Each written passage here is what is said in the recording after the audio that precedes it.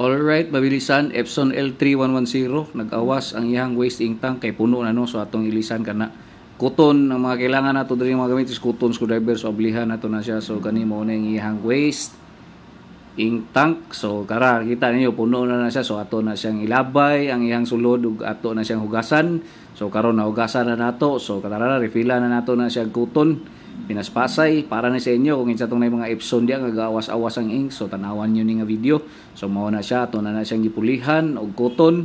So pwede na siya guys, ayaw na mo sig daghang pangutana, basta pwede na siya. So after na to malisag kuton, so siyempre limpyuhan na to nang iyang kahapon. Nakikita ninyo gawas-awas na po na ang ink. So before na to na siya iuli sa sulod, ang kanang iyang puti nga tangki ato sang limpyuhan ang iyang kahapon.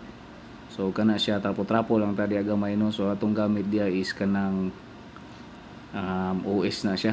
So pinangayo ra po nato na siya diri sa atuang opisina.